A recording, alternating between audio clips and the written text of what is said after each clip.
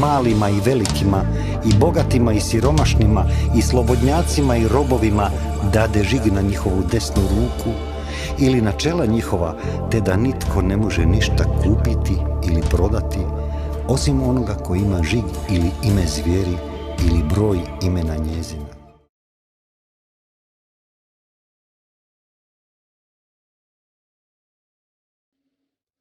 Pozdrav, dragi narode, dobrodošli u još jednu epizodu Slobodni.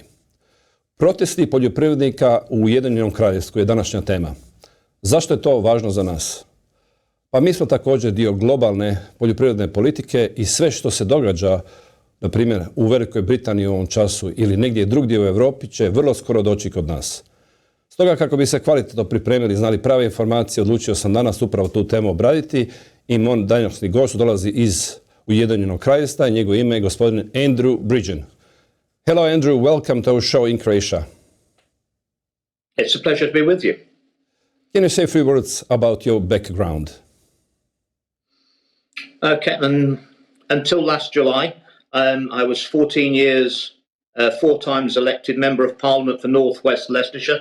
It's a constituency in the very centre of the UK, furthest from the sea, Middle England.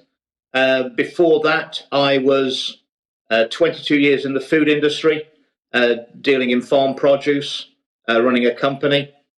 And I'm a graduate of Nottingham University with a degree in biological sciences, with biochemistry, specialising in genetics, virology and behaviour.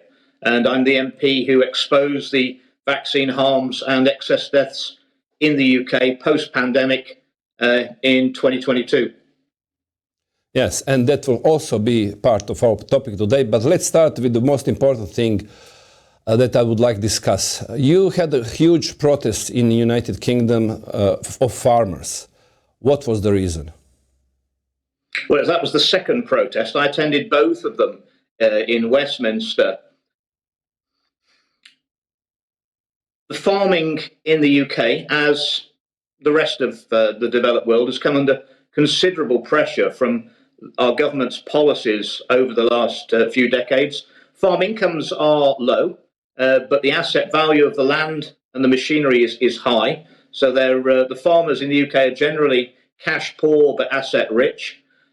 We had a very disastrous agricultural environmental bill which came in a couple of years ago, which didn't mention food production.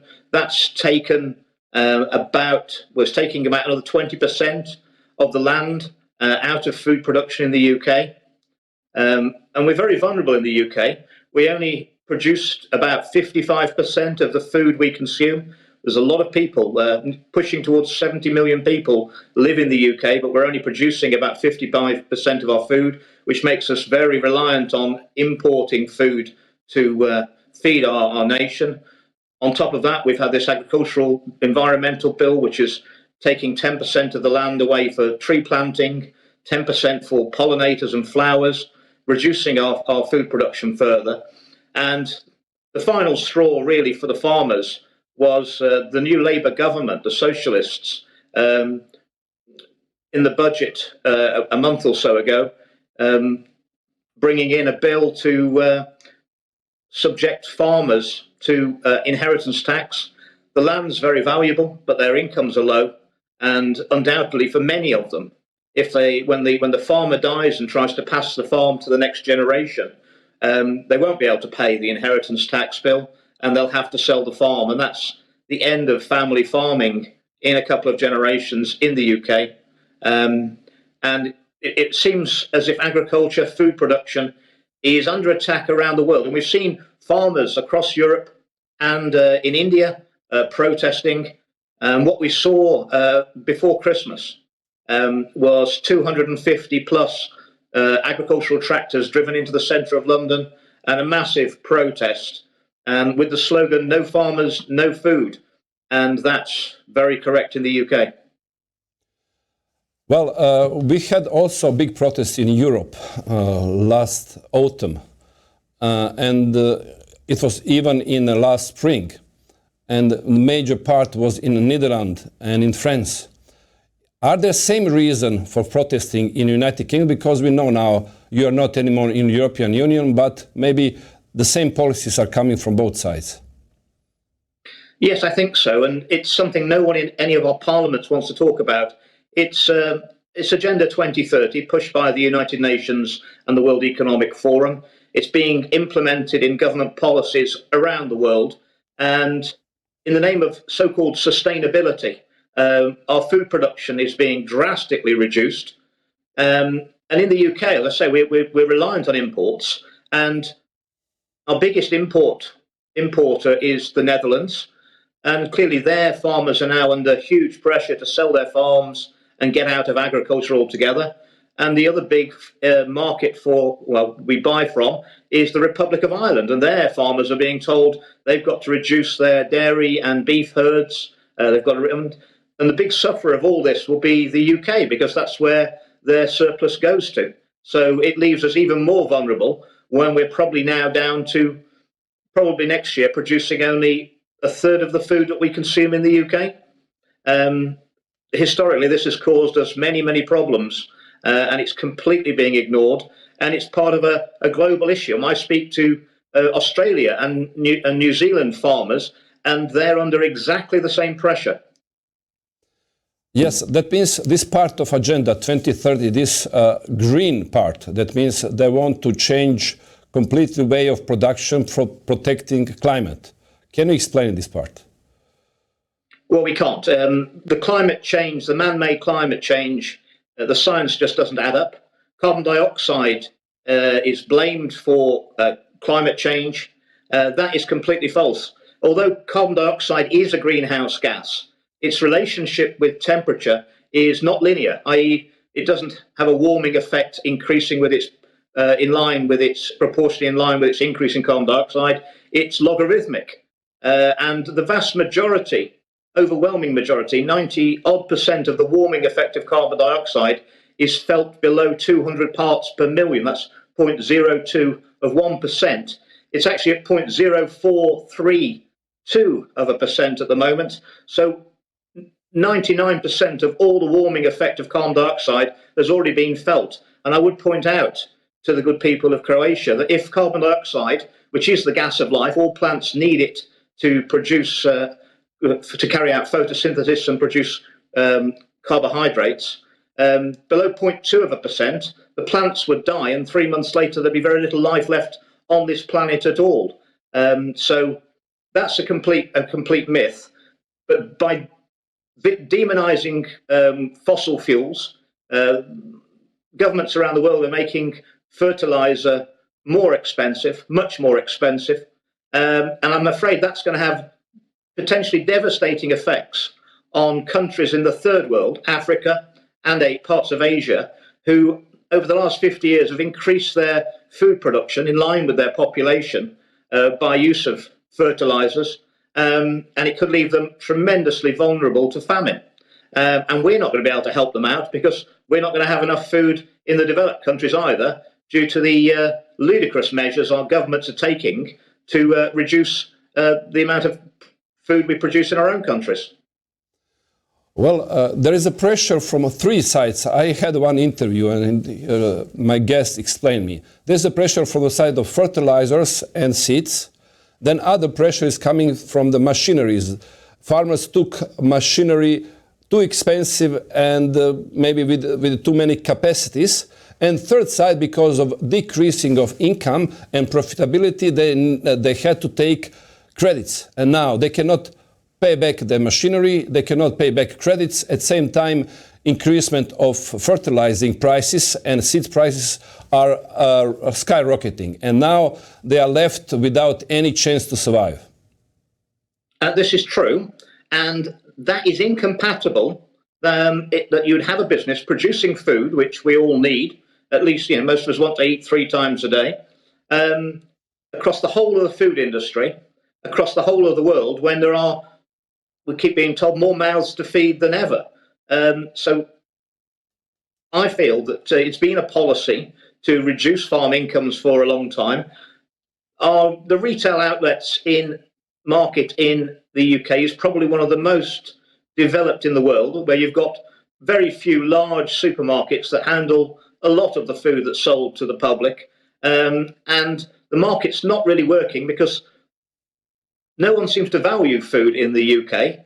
Well, having worked in the food industry for 22 years before I was elected to Parliament, I can assure you that, apart from water, food is the most important thing. And as soon as people think there's going to be a shortage of food, they would pay anything for it. Indeed, I've always said that our society itself is only really 3 or 4 missed meals away from anarchy. And everything we're doing in the UK is undermining our food security and leaving us more vulnerable to a global famine. And I don't know where in the world that extra food's going to come from, because if we're short, everyone else is going to be short as well. We just had in the UK, with the miserable weather, not much sunshine, we just had the second worst harvest on record in 2024. So we're going to be requiring huge food imports again next year. I'm not sure where it's going to come from. Yes, but I heard that there is a solution, artificial food. They will offer artificial meat, and also I saw how they are producing even artificial plants.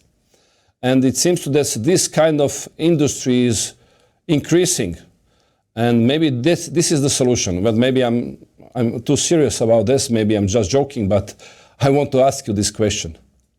Oh, yes. Well, we've heard about this, and it's being pushed by oligarchs such as Bill Gates. He's invested heavily in synthetic meat grown in a laboratory, and they're also pushing the fact that we need to be eating insect protein, which will be placed in flour and mixed in with our foods.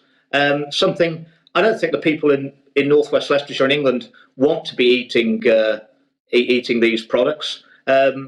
We don't know what the long-term or even short-term health impacts will be on mixing these products in with our diet. They're not what humans normally have ever eaten, so we have no history and evidence that they're safe.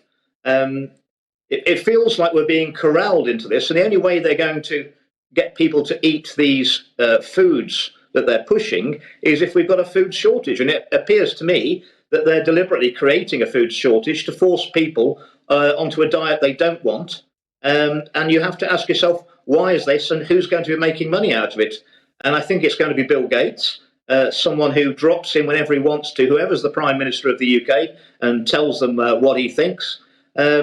Someone who seems to be behind a lot of the push of the World Economic Forum and has an amazing ability, although he's not British and he's not elected and he's not accountable, to influence policy by British politicians. And I think that's something which we should be resisting.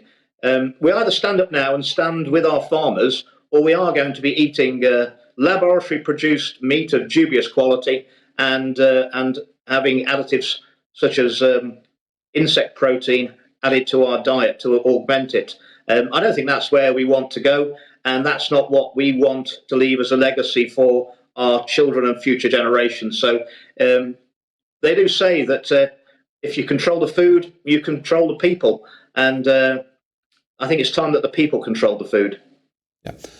And you told me once that you had experience, you witnessed that Mr. Gates is very powerful. When you met him first time, can you tell us just this short story? Yeah, I actually think it was probably about 2011 or 2012.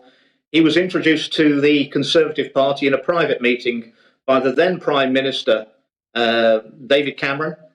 There was Bill Gates and his wife, Melinda. And I did ask him a question at that meeting.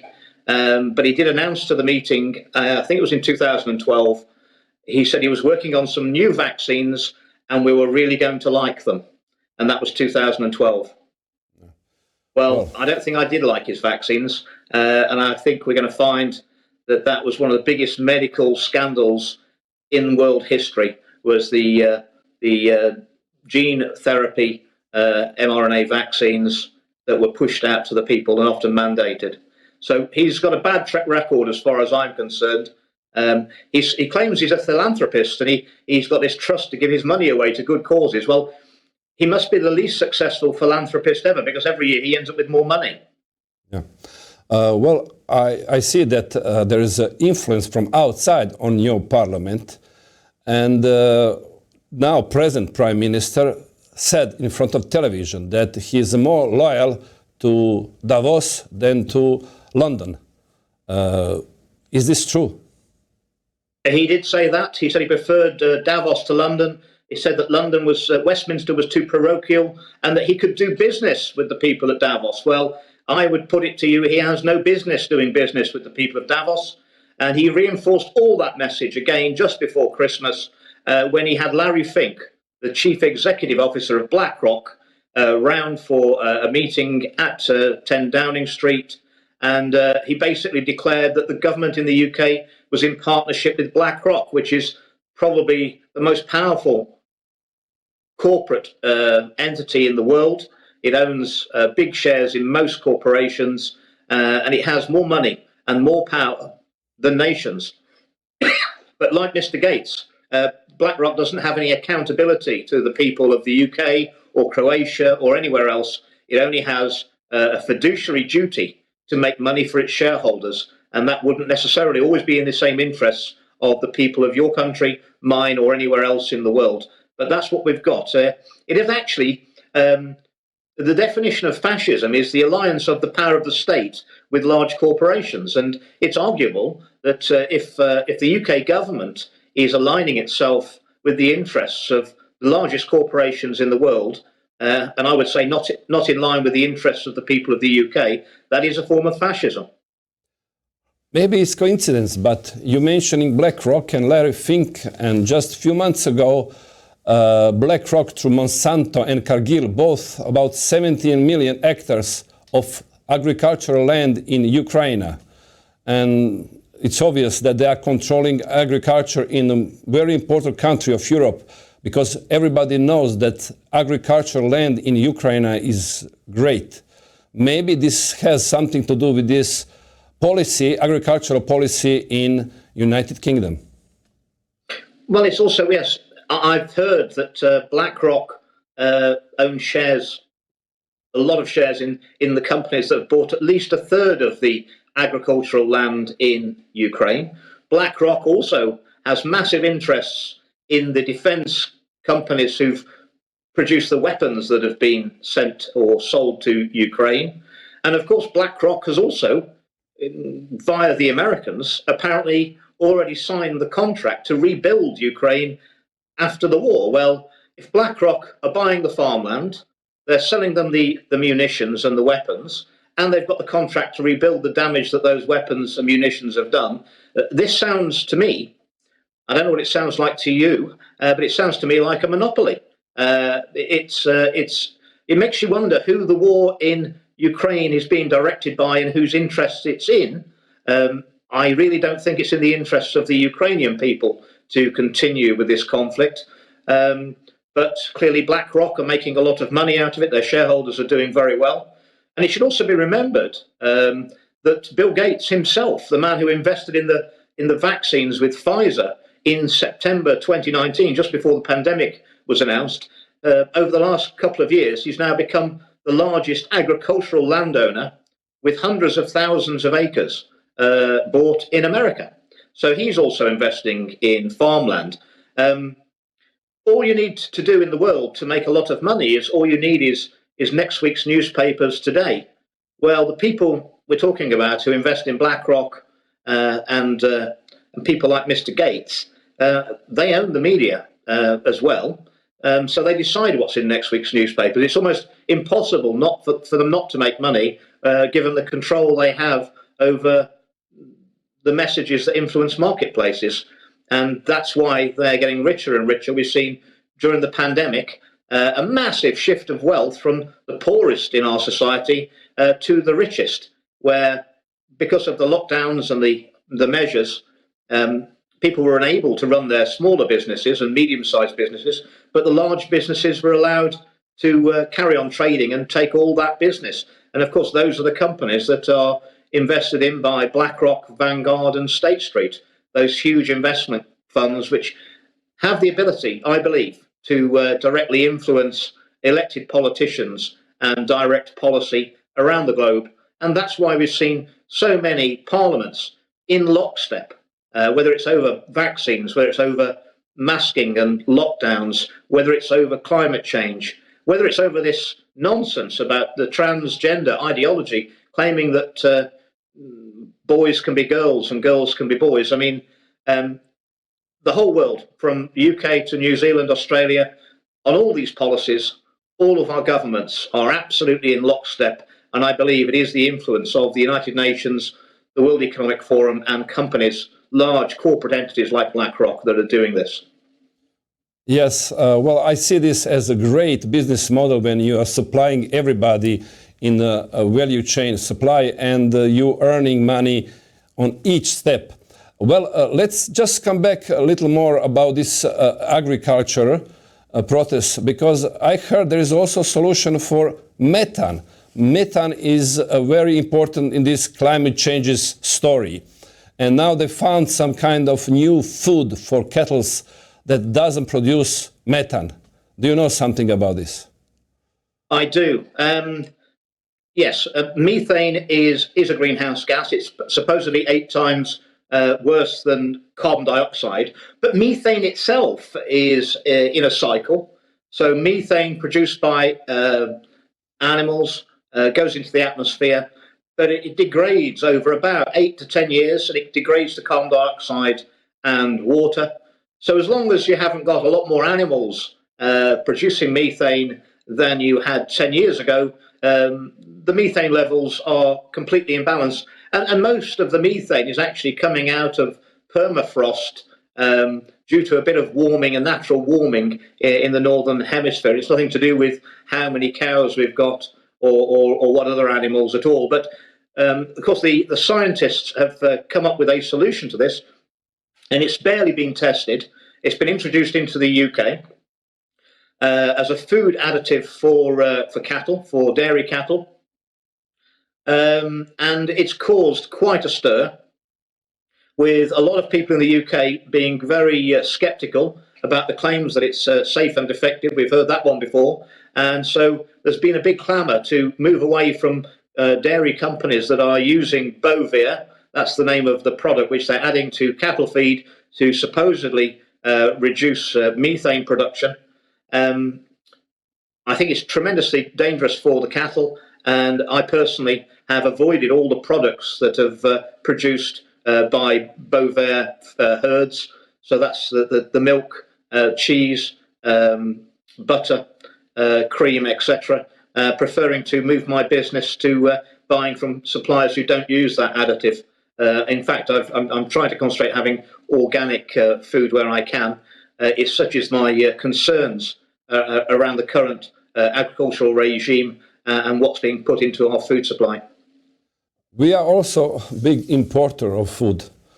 And how can we recognize that some food is produced with this additive, Bovir? You've got to ask the questions. They're not very keen on disclosing it, but in the UK, we do know which dairies are enforcing that their suppliers use Bovir. And just for instance, that Bovir, if you actually look at the chemicals in it, it's classed as a toxic substance in America, and to handle it, you're supposed to wear masks and breathing apparatus. Yet we're feeding it to our cattle, and only time will tell. A, what that's going to do to the health of the dairy herds in the UK, and B, what it's going to do to those who consume these products. But I put it to you, since it's being pushed by Bill Gates, and he's a big investor in artificial lab-grown meat, I'm not necessarily... his main concern will not be the health of those traditional dairy and beef herds.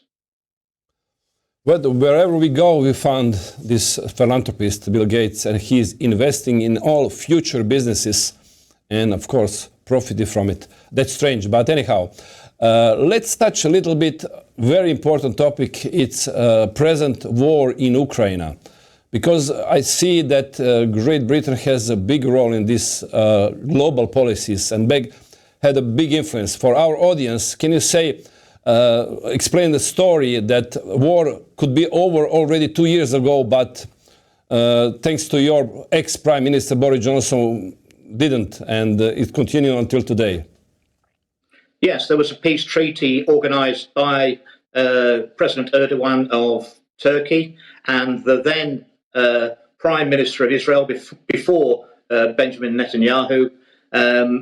It was agreed by both sides, but Joe Biden sent Boris Johnson out in March 2022 to keep the war going and tell Zelensky he'd got to fight on.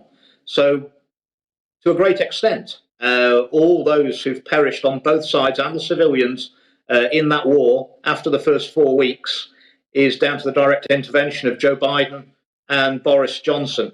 And Boris Johnson didn't last long as Prime Minister. He was mired in scandals. But what he's actually become in the UK is basically a lobbyist for the military-industrial complex to keep the war going. Indeed, he came out before Christmas with the outrageous statement that we're going to have British troops on the ground fighting the Russians in Ukraine, which clearly would be a third world war.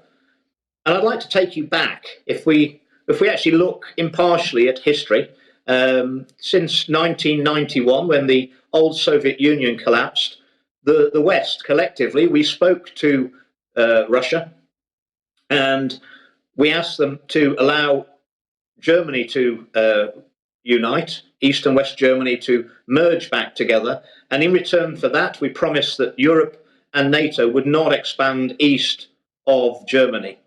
That was the Minsk agreement. We broke that agreement. I'm told that we never had any interest in keeping that agreement. So we've expanded the European Union and NATO since 1991, 1,000 miles nearer to Russia. Russia has not expanded out towards us.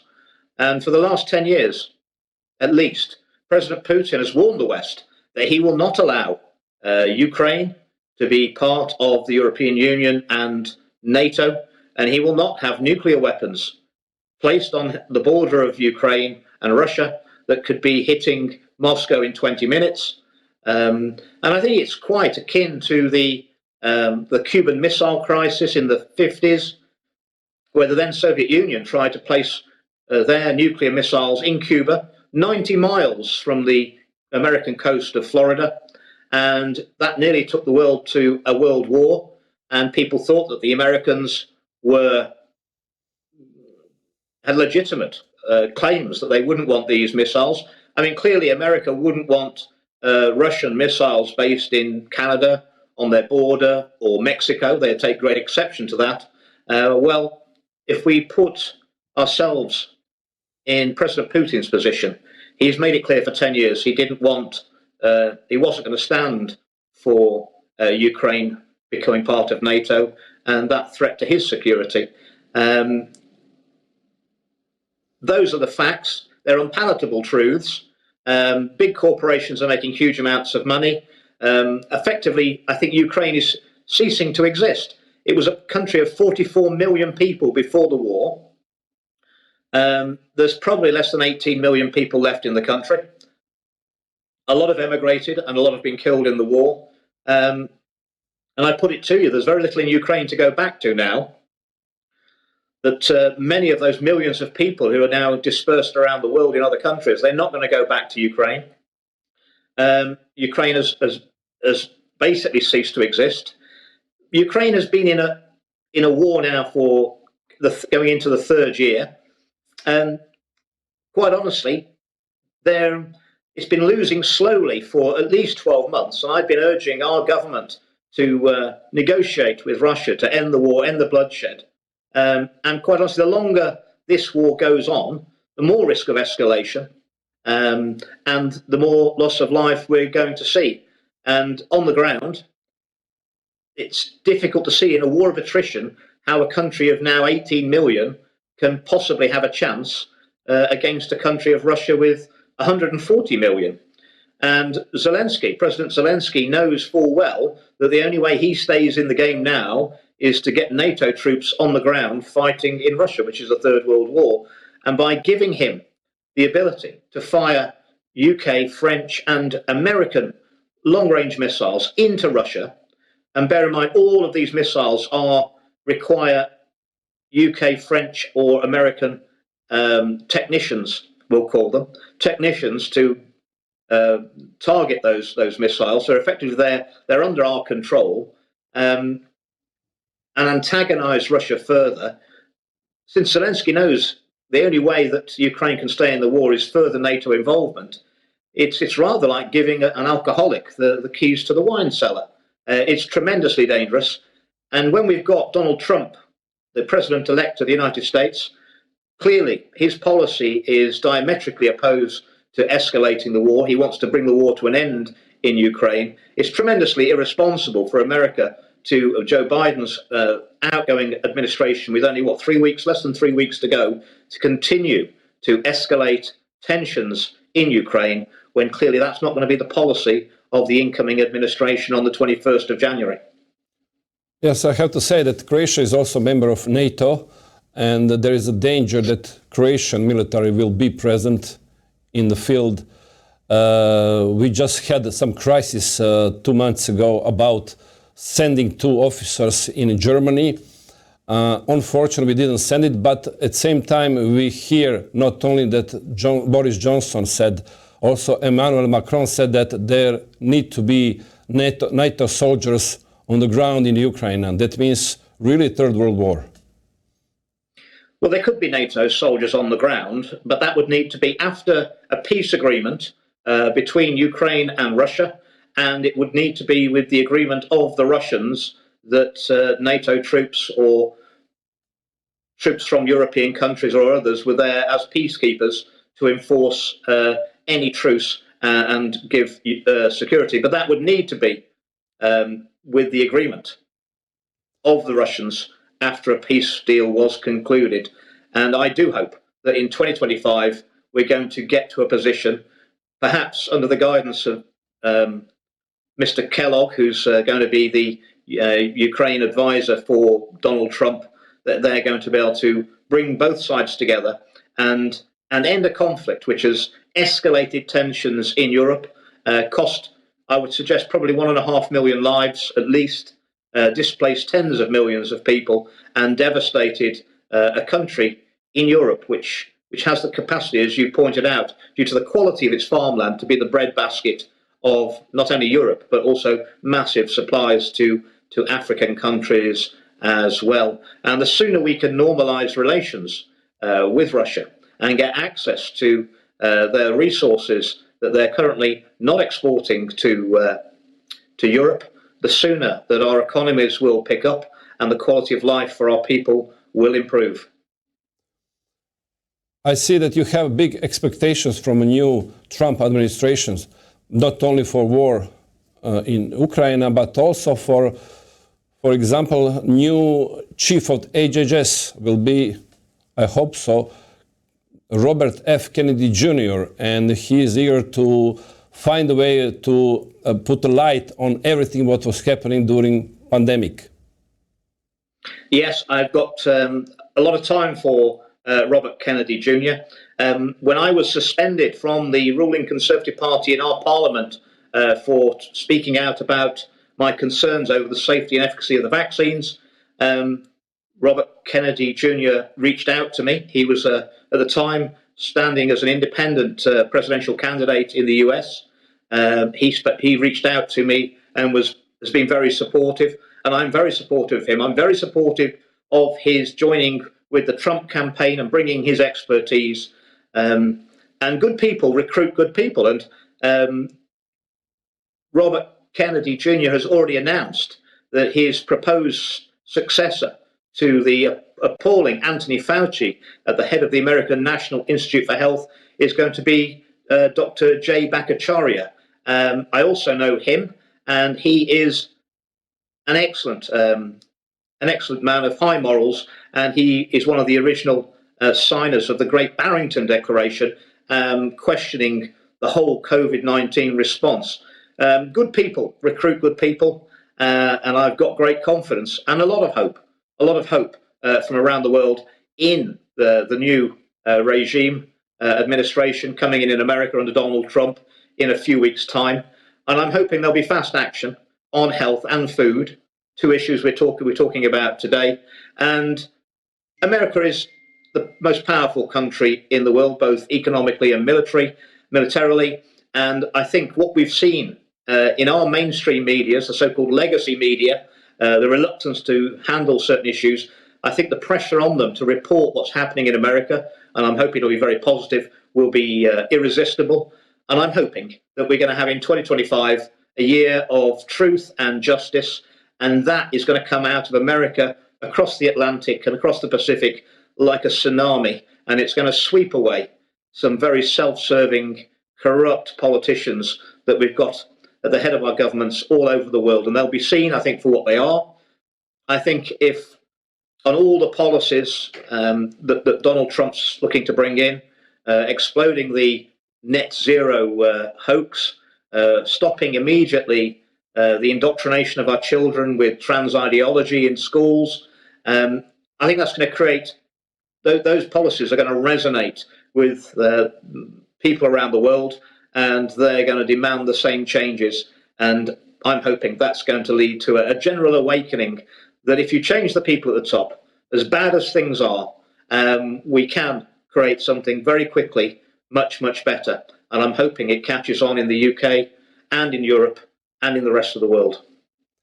It's already happening in the United Kingdom. There is some investigations. What we know until now? Well, we've got a number of investigations, and although they're all into COVID-19, I've been very impressed with the investigation in Scotland, which is judge-led, and they're asking a lot of very important questions. And when you look at the investigation in London under Baroness Hallett from the House of Lords, when you read the minutes and the reporting, it's almost as if it's a different thing altogether, not all about the same issue, which was implemented in Scotland and England and Wales exactly the same. In April last year, when I was a member of Parliament, I led a debate in the main chamber on excess deaths and the COVID-19 pandemic response. At the end of that debate, the House voted and we passed a motion calling on the Baron Hallett's COVID-19 review to immediately open Module 4, which would involve the safety and efficacy of the pharmaceutical vaccines. And despite Parliament asking her to do that immediately in April last year, her secretary responded to my petition and support from Parliament saying that they were not going to start discussing the vaccines until January 2025, when Parliament comes back in a few days' time from now. I put it to you that I think history will be very harsh on Baroness Hallett for that. I think that's cost a lot of lives, and the longer we keep pushing these experimental untested gene therapies, the more people will be harmed and the more people will sadly die. But the first step to sorting out a problem is admitting you've got a problem. And until we do that worldwide, we're not going to get the effective treatments out there for the people who are already vaccine harmed. I would draw your attention to the House of Congress in America's Oversight Committee report, a 2-year report into COVID-19 and everything around it, which was damning.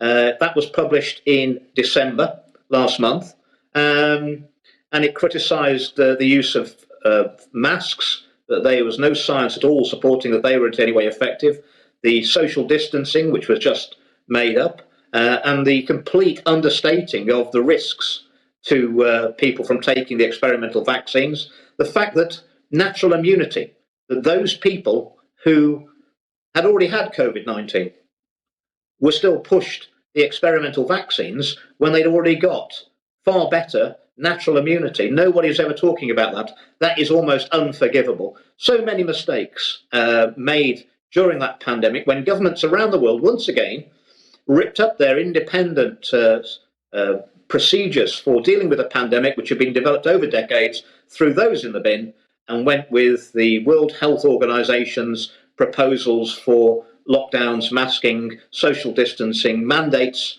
and forcing these vaccines, so-called vaccines, onto people who didn't need them. And what's unforgivable is that they were pushed to a greater extent around the world onto children who were at no risk from COVID-19 but would be at risk of vaccine harms. And I would point out that I spoke out in the UK Parliament in December 2022. I was the only one who was willing to speak out, but I did stop the UK Parliament from extending, or government from extending, the use of the COVID-19 experimental vaccines to children under 5. And I think that will have saved thousands of lives in the UK. Yes, and they're still pushing a new self-duplicated mRNA vaccines. Yes, they're being pushed in Japan.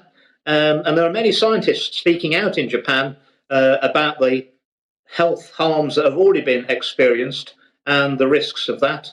But also, we've got calls now in America for authorization of the avian flu vaccine. I know that that's already been manufactured in America.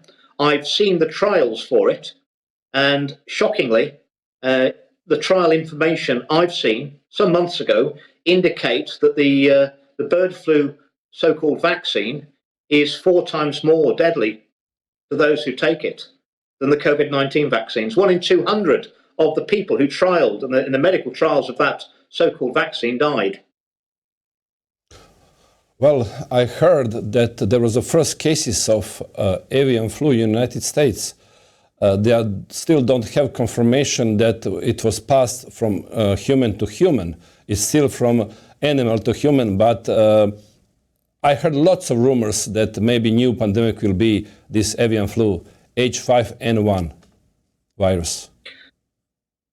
Yes, but I mean, I was told 2 years ago, when we were in the throes of the COVID-19 pandemic, and let's be clear, COVID-19 was created in a lab. It was almost certainly created by the American DoD and shipped out to Wuhan, China for finishing and release. And I was told by a very senior American senator that he believed that the people who created COVID-19 had also got working on an avian flu and a Marburg or Ebola type virus as well, which they've got on the back burner. Given that clearly those who created the last pandemic, and it was clearly, if you look at the genetic makeup of the COVID-19 virus, it's clearly man-made.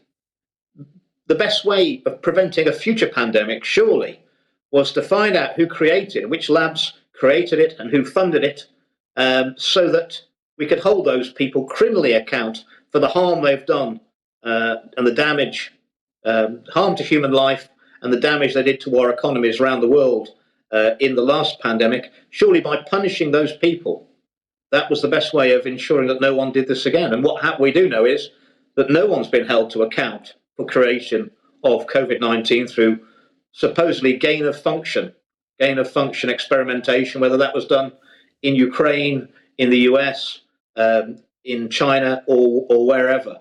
I think we need a full moratorium on gain of function because clearly the world can't stand any more of these experiments escaping from labs.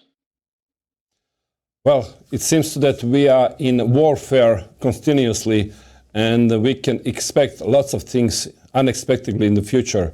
Somebody else is making plans and using this gain of function for their purposes. For the end, we now mentioned today, and that's the most important part, what's happening in United Kingdom. And my intention was that to show in Croatia, because we are a member of the European Union and we are suffering from these global agricultural policies. What Croatian farmers can expect from these policies, because first always come to bigger countries like United Kingdom or Germany or France and then come to Croatia. What Croatian farmers can expect from these policies? Well, what it is they try and make the farmers reliant on government subsidies. Well, people value food, and what I suggest is that the Croatian people make contact with your local food producers, buy directly from farmers where you can, ensure that they're making good, wholesome food, support your local producers, and if you don't, you either use it or you're going to lose it. And that is the best way for society to move forward, is to move away from the highly processed foods, buy food as fresh as possible, directly from producers. We need food on average 3 times a day. That is the shortest supply line, and that will ensure that our local farmers are there to produce food and ensure our food security going forward. Thank you, Andrew. Thank you for your time, and we'll be in contact for future new events.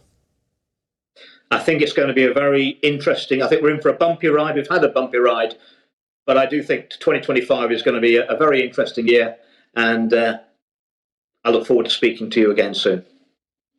Thank you. Evo, dragi narode, kao što vidite, stalno dovodim strane goste i pokušavam kroz situacije koje se već događaju negdje prezentirati što možemo očekivati u Hrvatskoj. Nemojmo zaboraviti, i to stalno naglašavam, mi smo članice Europske unije. Ključne politike se donose u Briselu. Posljedice tih politika mi osjećamo ovdje.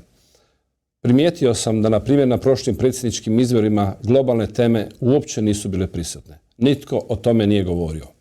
A što god da se dogodi na globalnoj razini, recimo ova poljoprivredna politika, mi ćemo sjediti u Hrvatskoj. Ako su zakoni doneseni da se uzme dio poljoprivredne zemlje poljoprivrednicima zbog nekog razloga zaštite planeta, klime, onda će se to dogoditi u Hrvatskoj. Ako se dozvoli da se proizvodi umjetna hrana i nudi na tržištu, to će doći u Hrvatsku. Ako se dozvoli ovi aditivi za hranu krava kako bi proizvodili manje metana, i hrvatske krave će jesti te aditive. I kao i kod ovih ostalih proizvoda, kao što smo osjetili tijekom pandemije, proizvod koji se odobrio na europskom nivou uopće nije bio kontroliran u Hrvatskoj. Oni su prihvatili sve preporuke Europske agencije za lijekove. A Europska agencija za lijekove je prihvatila sve dokumente proizvođača koji je bio zainteresiran da prihvati u stvari ono što on želi, da odobri proizvod bez velikih kriterija kontrole. Dakle, mi smo žrtve globalnih politika i to je izuzetno važno da razgovaramo ovdje u Hrvatskoj. Jer kada dođe odluka da se nešto provede, tada je već kasno. Mi je promijeniti ne možemo. Jedino što možemo promijeniti jeste našu vlast koja sluša te politike i provodi, ali kao što smo svjedočili prošle godine, nismo ništa promijenili, sve je ostalo isto, to znači da smo zadovoljni. Prihvaćam, ako smo mi zadovoljni sa postojećim politikama, znači da nam je dobro. Ako se ne slažemo s tim, onda moramo razmišljati o tome što smo danas razgovarali, o gostima koje dovodim, jer to je naša budućnost. To su očekivanja koje možu naši poljoprivredni proizvođači dobiti. Hvala vam na pažnji, nadam se da ste zadovoljni s ovom emisijom i uskoro se vidimo u sljedećoj epizodi Slobodni. Nitko vas neće natjerati da se poklonite zvijeri, učinit ćete to svojevoljno, odbacujući vjeru. Bićete laka meta za zvijeri, jer se niste podredili vjeri. Ako se ne podredite vjeri, podredit ćete se zvijeri. Toliko ćete se suobličiti sa ovim svijetom, da nećete ni prepoznati da ste u zabludi. Biće to najveća demonska prevara ikada i pravedno zaslužena osuda nad nepokajanim grešnicima. Gdje su svi?